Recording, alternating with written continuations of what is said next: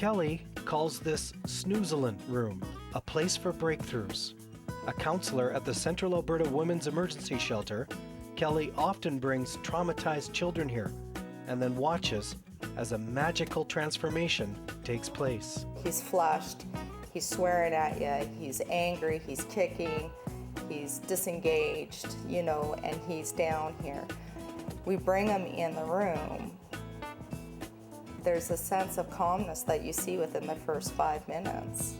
Between the lights and the massage and the stimulation of just rolling around with the fiber optic lights and that, it brings their whole body to a calm.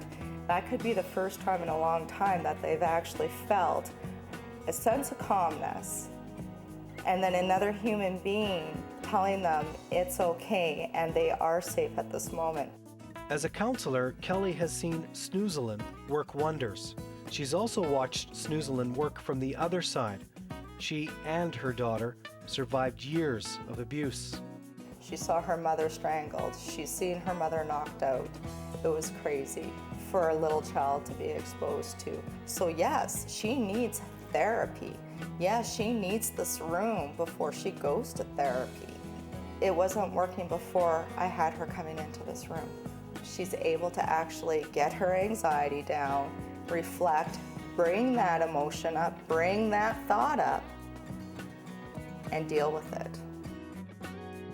The Snoozalin Room is the cornerstone of a major renovation for the Central Alberta Women's Emergency Shelter. A renovation that not only changed the physical building, it also changed the focus of the shelter from protecting victims to preventing future violence. The kids that are exposed to domestic violence are the next generation of abuser, and they're the next generation of victims. We've got the next generation in shelters. If you're ever going to stop domestic violence, you got to heal the kids. Although still rare in Canada, Snoozalin rooms have been used in Europe for decades. The idea is to use music, lighting effects, gentle vibrations, and other tactile sensations to heighten sensory awareness and encourage relaxation. It's to engage the senses in a way that's soothing. Your breathing slows down, your respiration slows down, your heart rate slows down, so your whole physiology actually changes within minutes. Kids go in an agitated state, and within moments, they're engaged, and we're seeing emotional behavioral shifts in their activity. If there needs to be a bonding time, this is a great opportunity to bring a mother and child in, let them lay on the mat, have the music going, have her stroke the child's back and play with the hair. And then when they come out, they're in a relaxed, playful kid state. They're in what I call the normal kid state.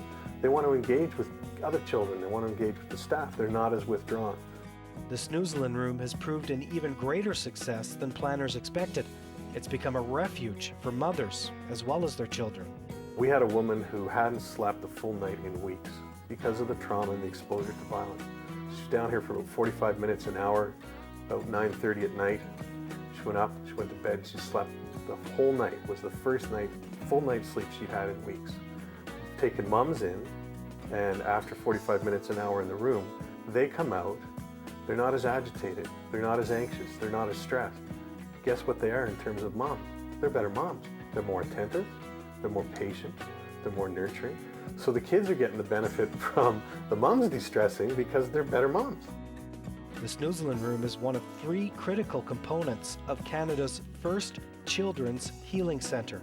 One is it's got to be a playful, exciting space. So the environment has got to be one that engages kids. So that excitement and that feel of kids are going to a really special place.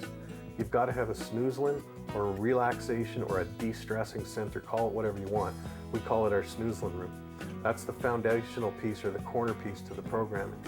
And you've got to have the staff that understand how the de-stressing and how the trauma affects kids, and then how to relate to kids in a very gentle way to start the healing process.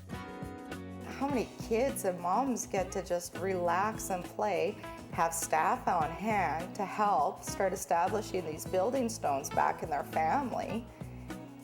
Crafts, music, drumming so imperative for healing. Children with high levels of anxiety can't learn in school, They can't learn in programming.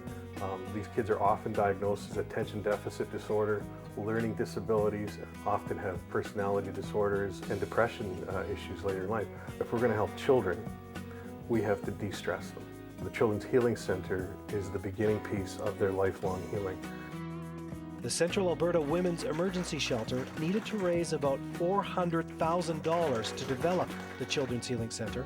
Service groups were anxious to support such a worthy project. This was not hard to do. This was a wonderful experience. Domestic violence is the cancer of families, and all we're trying to do is we're trying to be the healers. But we're doing a great job providing safe refuge, providing programming for the women. We've got to kick it up a notch for these kids. They're the next generation of community. They're the next generation of teachers. They're the next generation of leaders. We got to give these kids every chance in the world to have a happy, nonviolent, successful life.